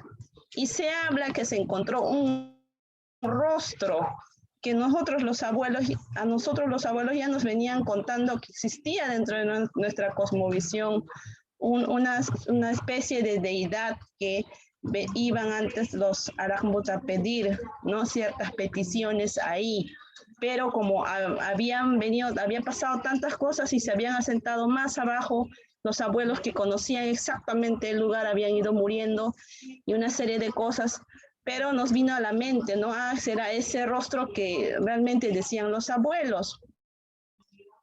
Y la compañía Han Oil les obligó a los Arakmbut que en ese entonces trabajaban ahí, que no dijeran nada.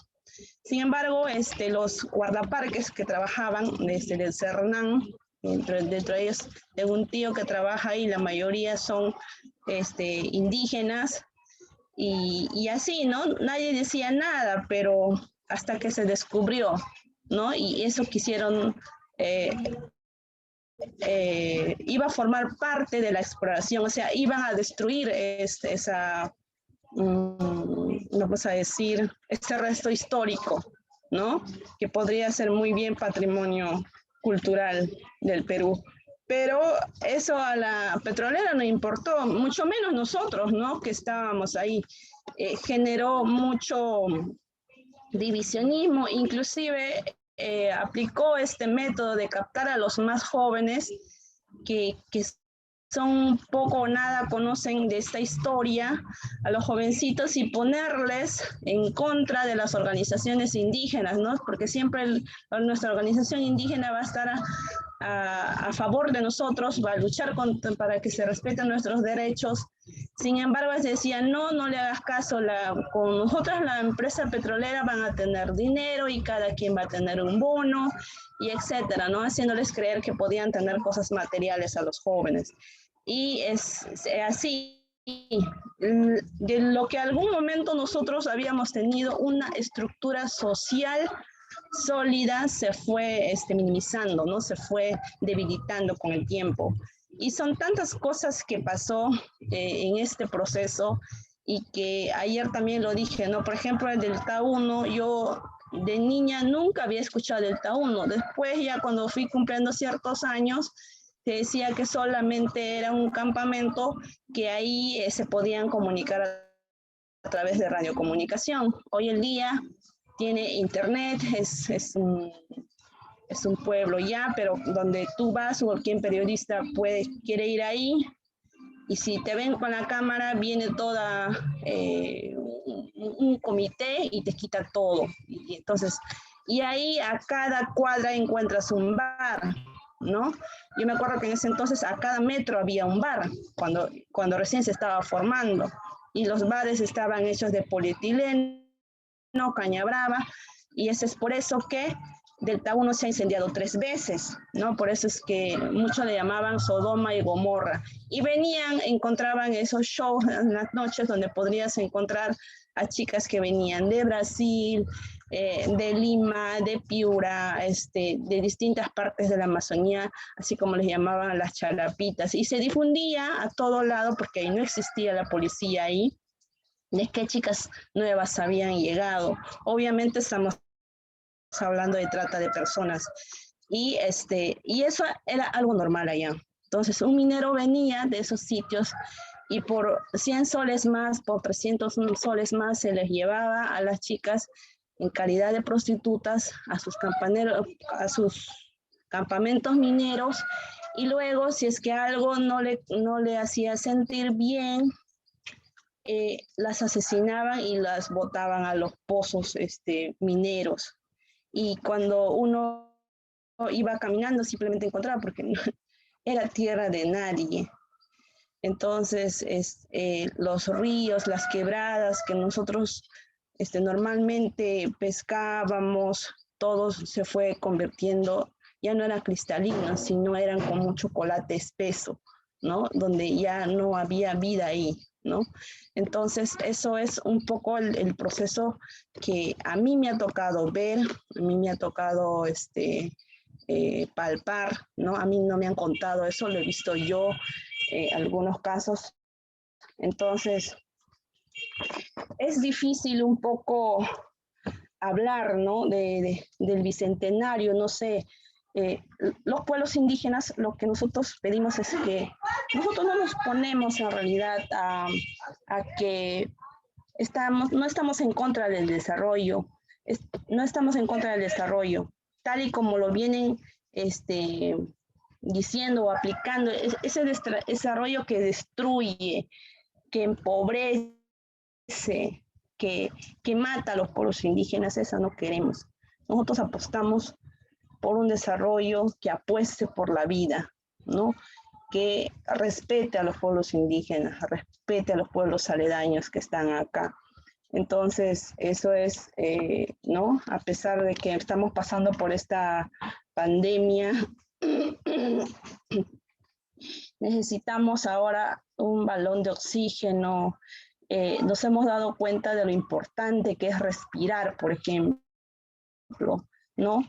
Pero ¿qué vamos a respirar ya cuando pase la pandemia y vengan otras pandemias más?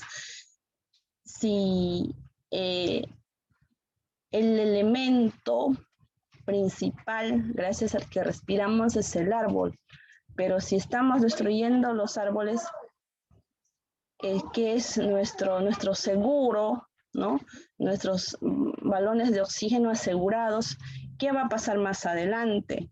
Por ejemplo, los que aún mantenemos el bosque, los pueblos indígenas, ahí nos estamos refugiando, y es donde iba, ¿no? Este libro de Tomás que pone, ¿no? Madre de Dios, refugio de los pueblos indígenas.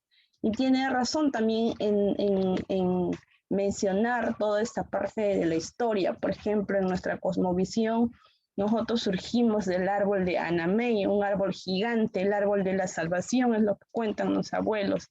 Entonces fue ese árbol quien nos salvó de una catástrofe mundial, pero también fue ese árbol quien nos dio todo esto que nosotros tenemos.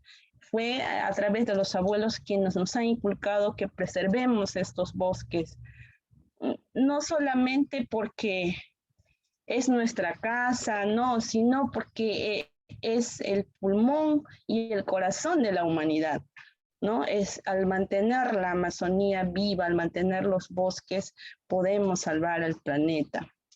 Entonces, yo no podría decir que vamos a celebrar el bicentenario, quizás como en Lima y en otras ciudades lo van a hacer con bombos y platillos. No, los pueblos indígenas no podemos celebrar este bicentenario, porque para el gobierno muchos pueblos indígenas siguen en abandono.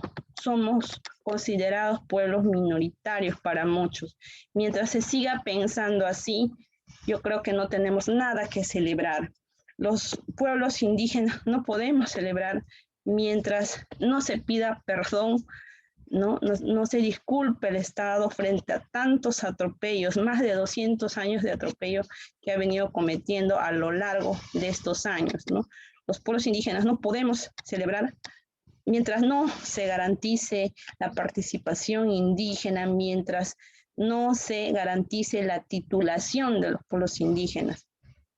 Nosotros los pueblos indígenas no podemos celebrar estos 200 años si el Estado sigue avalando, sigue apostando, sigue imponiendo actividades extractivas a grandes concesiones, ¿no? Sin una consulta previa, efectiva, clara y participativa, ¿no?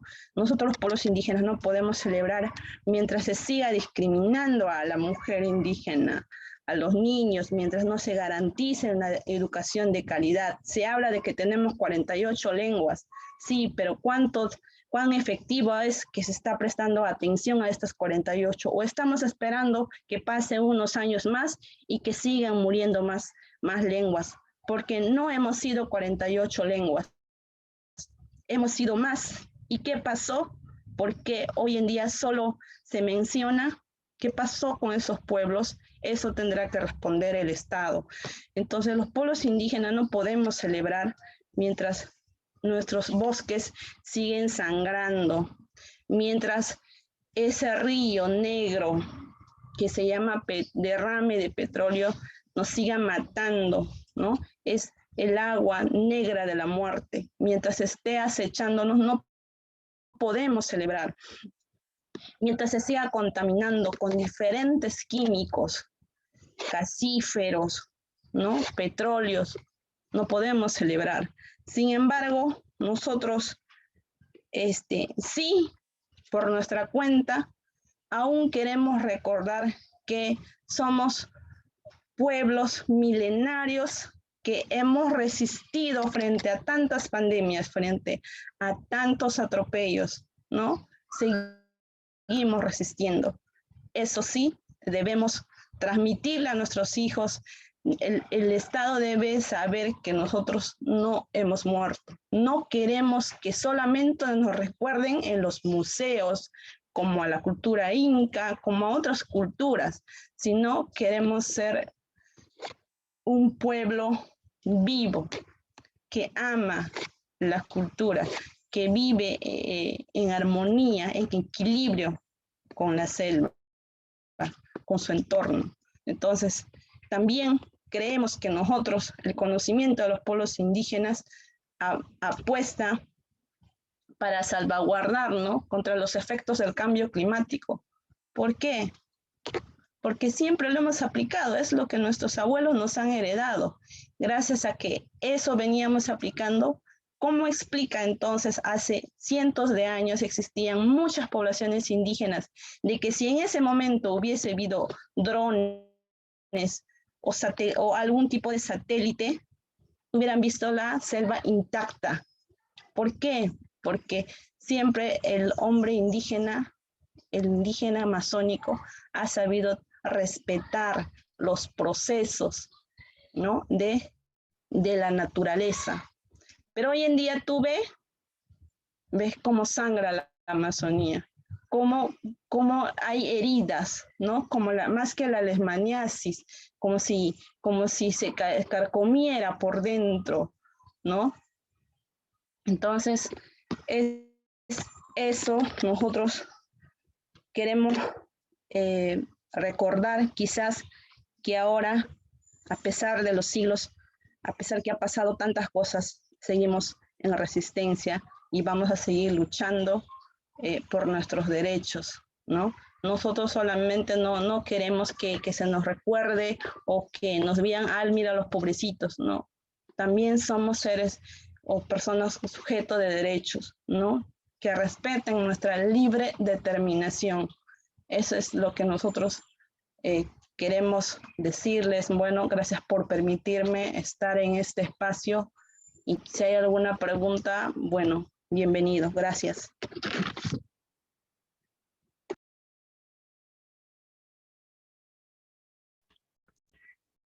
Muchas gracias en verdad, Jessica, por su participación y tener el tiempo también y la disponibilidad para estar en este espacio también, que es importante, no solamente por los temas amazónicos que se discuten, sino también para dar a conocer y entender tanto a los participantes sobre estas realidades que se están viviendo. Y de igual manera, tanto a Mario y a Lucero, que han sido partícipes en esta oportunidad, en este espacio. Gracias. Y continuando con el evento, ahora vamos a dar 30 minutos un espacio para que los participantes, de repente, si tienen algunas preguntas o consultas, las pueden hacer.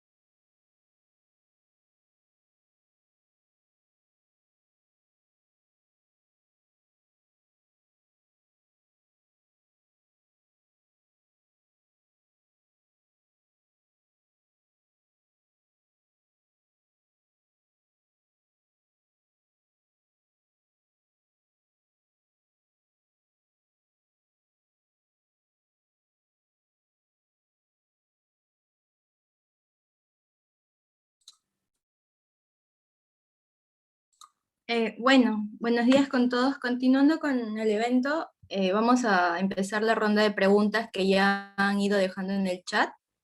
Acá tenemos una primera pregunta que es para los tres ponentes, que dice, con las dificultades que han ido mencionando para las comunidades, ¿cuáles han sido hasta ahora las medidas más efectivas por parte de las comunidades o aliados para ser escuchados? Y una pregunta adicional más, no sé si los ponentes desean que la lea ahorita o después de que respondan la primera pregunta.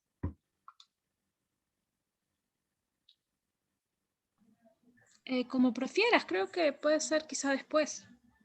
Ah, ya. Bien, entonces iniciamos con la primera pregunta. Adelante, por favor, pueden dar su opinión acerca de las preguntas. Bueno, yo empiezo. La pregunta era por cuáles han sido las medidas más efectivas por parte de las comunidades o aliados para ser escuchados, ¿no? Creo que las acciones más importantes en el caso de las comunidades que yo conozco han sido realizadas a través de sus organizaciones, ¿no? En este caso de FENAMAT, que es una organización que tiene mucho empuje, que tiene muchos años trabajando, en el que muchas de las personas donde yo estaba se reconocen, digamos, como partes fundadoras, ¿no? Es una organización que ha hecho muchos esfuerzos por visibilizar el tema, y el otro espacio donde ellos han podido, digamos, hacer llegar algunas algunas medidas que toman, ¿no? Poder articular con ellas. No es un espacio de organización, es más que todo una ala técnica, que es el ECA Maracairi. Ellos son parte de la Reserva Comunal Maracairi y tienen la cogestión con el Estado. Entonces tienen un ejecutor del contrato que es elegido por las 10 comunidades que son partes de la reserva, ¿no? Y si bien es un órgano técnico, también es un órgano donde los Arakmut han podido, por ejemplo, en el último año con la pandemia, ir cerrando sus fronteras, ir votando invitados, y han articulado, o sea, han comunicado han trabajado con estos dos espacios, ¿no? Con la organización y con el ECA. Las medidas más efectivas, lo que pasa es que, al menos en esta zona, o sea, realmente cuando uno dice que el Estado no existe, creo que a veces digamos, tiene otras dimensiones esta frase cuando uno se acerca a la zona minera, ¿no? Realmente ahí no hay ningún espacio donde los pueblos indígenas puedan ser escuchados. Yo sé que en ninguna parte de la Amazonía, pero en esta zona, así como decía Jessica, en Delta 1 no venden siquiera periódicos, ¿no? Entonces, las comunidades cada vez que tienen problemas, por ejemplo, San José tuvo hace algunos años, bueno, sigue teniendo un problema de donde hay un campamento minero que se ha establecido al interior de la comunidad, que se llama Delta 4, y que ha hecho todos los esfuerzos posibles por debajo de la mesa de poder ser reconocida por el Estado como una población indígena, y estaban a punto de lograrlo, si es que, pero la comunidad con FENAMAT luchó bastante bien el tema, y finalmente no se pudo reconocer este campamento, además que es ilegal porque está dentro del territorio indígena, y además han estado pidiendo colegio, han estado pidiendo electrificación, y es un campamento minero bastante pequeño, es bastante chiquito, ¿no? Y estos conflictos que ellos tienen con los mineros, lamentablemente se resuelven a ese nivel, ¿no? A nivel más cotidiano, se resuelven al nivel con las organizaciones. Ahora el problema en las concesiones mineras es un problema que vienen muchos años luchando, y no hay, digamos, no hay, es un tema, es una papa caliente, entonces no hay un espacio del Estado que pueda trabajar con ellos este tema, ¿no? Ni el Ministerio de Energía y Minas, ni el MINCU. Entonces, el mejor espacio donde ellos han podido canalizar sus demandas y sus medidas son a través de sus organizaciones. Gracias.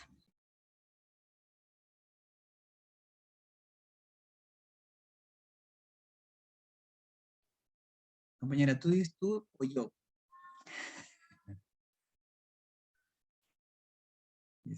Jessica.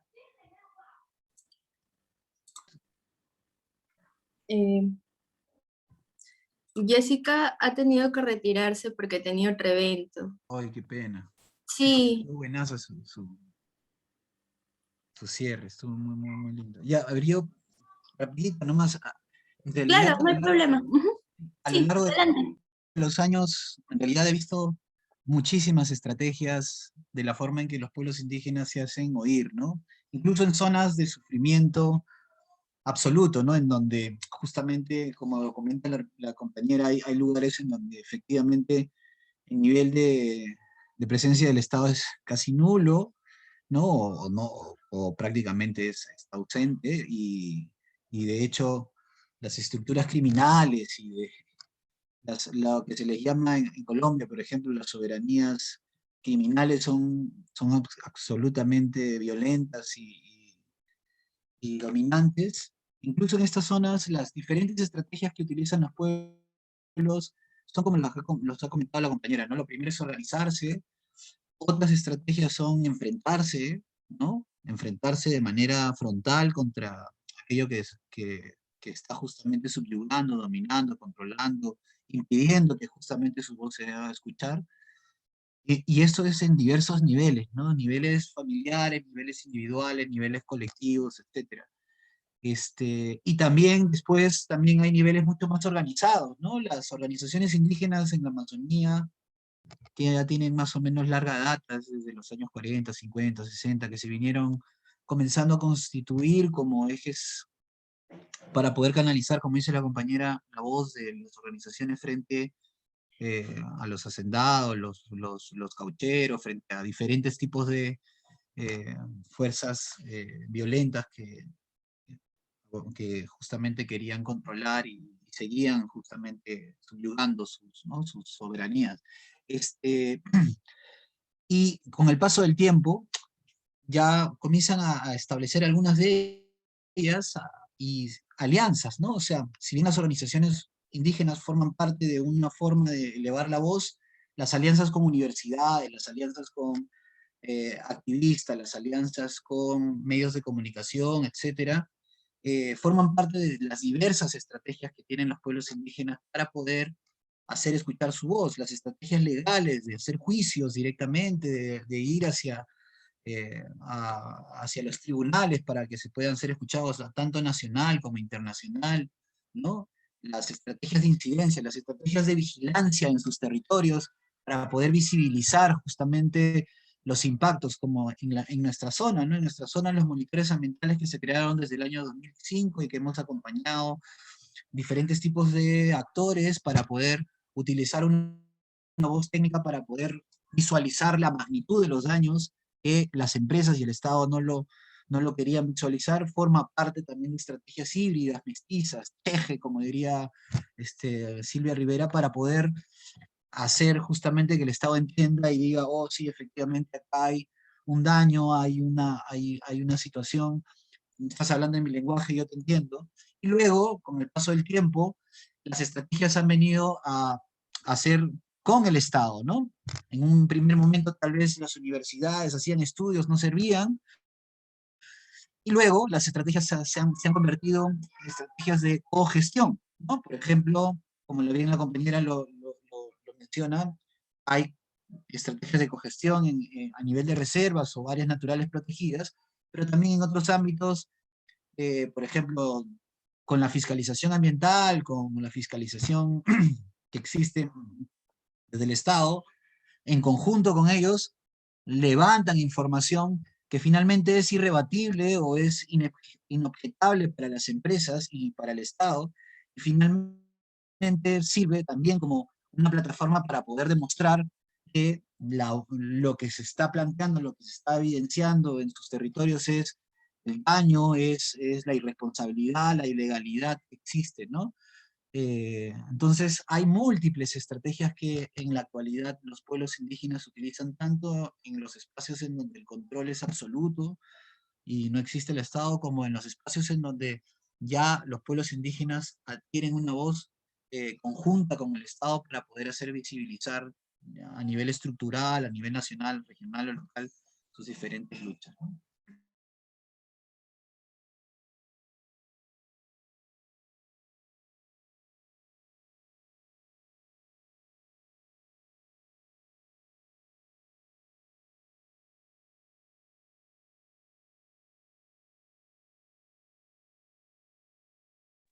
¿Se cerró? ¿Aló? Sí, aquí estamos. Disculpe. Bueno, también acá hay otra pregunta en el chat que es para la ponente Lucero, que dice, buen día, la ponente Lucero mencionó alguna referencia sobre el enfoque de género. ¿Podría explicarnos cómo dialogan el enfoque de género y el de interculturalidad en la realización de estudios y o intervenciones de proyectos socioambientales? Se identifica aspectos problemáticos que surgen en la incorporación de estos enfoques al momento de trabajar en zonas con pueblos indígenas. ¿Qué sugerencias plantearía para evitar estos aspectos problemáticos? Gracias por la pregunta. Es una pregunta bien problemática. El enfoque de género y el enfoque de interculturalidad, hasta donde yo lo entiendo, son, digamos, conceptos que usa el lenguaje del Estado público para referirse a la complejidad de los problemas sociales, ¿no? En antropología, o al menos en lo que yo he hecho en el trabajo de investigación, el enfoque de género no es digamos, los conceptos de género, de relaciones de género en la Amazonía, no son necesariamente los del enfoque de género, ¿no? yo me imagino que cuando uno hace estos proyectos, ¿cómo es que lo llamó? Proyectos socioambientales. Me imagino que te refieres a proyectos de desarrollo o a proyectos de investigación, intervenciones de proyectos socioambientales. El enfoque de, o sea, termina siendo problemático el enfoque de género y el enfoque de interculturalidad. Me imagino que lo que sucede en muchos de los proyectos de intervención es que parten de una mirada un poco acartonada, ¿no? Y el enfoque de género en realidad es más que todo una herramienta para pensar desde el Estado los problemas sociales. Pero yo entiendo también, digamos, por mi corto paso en el Estado, es que el Estado tiene una manera completamente distinta de entender los fenómenos sociales, ¿no? Una mirada no solo acartonada, sino basada en la evidencia, basada en las intervenciones, la evidencia, una literatura que no necesariamente es antropológica. Y creo que esto genera muchos problemas cuando se tratan de hacer intervenciones sobre las zonas, ¿no? Estoy pensando en el programa NOAA, que fue la versión amazónica del Hatun Wiñay, que tuvo muchos problemas porque era un programa que se hizo para algunas comunidades de la Amazonía, pero basada en un contexto de los Andes. Entonces, yo sospecho que sucede exactamente lo mismo cuando se habla de género en la Amazonía y cuando se habla del enfoque de género desde los proyectos de intervención, porque en el caso de la Amazonía, las relaciones de género tienen una característica completamente distinta como se le ha dado en los ámbitos rurales, en los lugares urbanos, en lo que se llama el occidente. Las relaciones de género, si bien estamos hablando de comunidades que están en un proceso de colonización, donde existen nuevos modelos de masculinidad, nuevos modelos de ser mujer, donde las relaciones de género se han roto porque las relaciones de género también interpelan los espacios económicos, también interpelan un intercambio, no sé, de productos.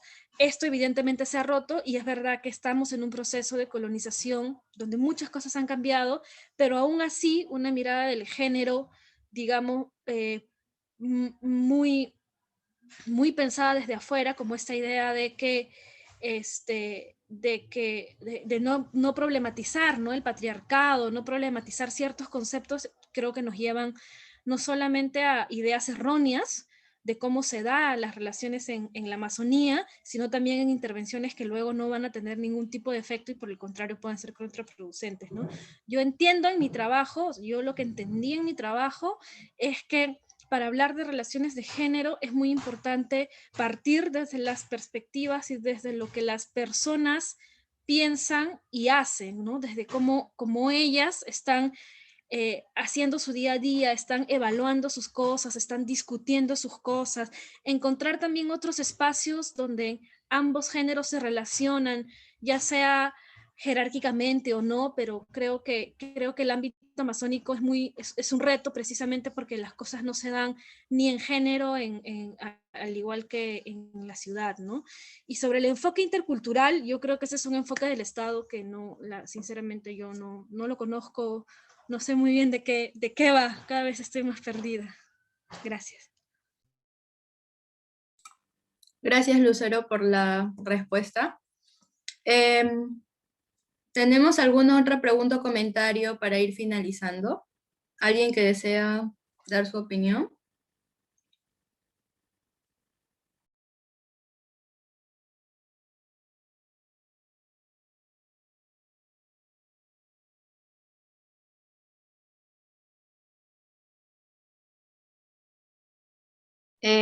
Bien, parece que no tenemos más preguntas ni comentarios.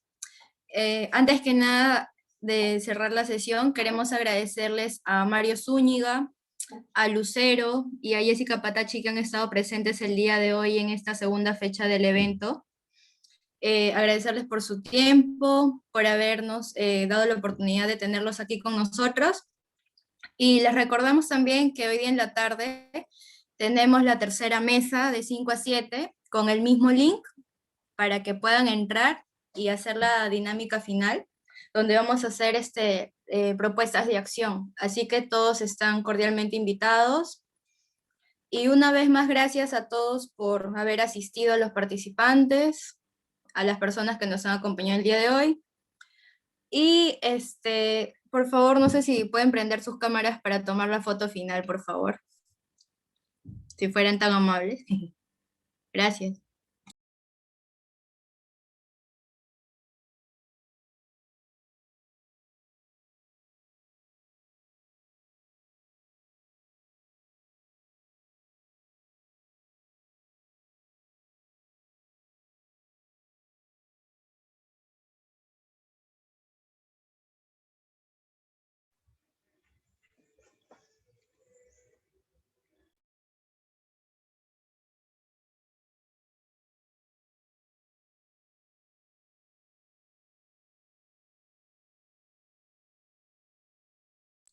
Listo, ya está la foto. Muchas gracias a todos, de verdad. Que tengan un buen día y síganse cuidando, por favor. Nos vemos más tarde. Gracias. Gracias. Gracias. Gracias, Mario. Gracias, Hasta luego. Lucerio. Hasta luego, gracias.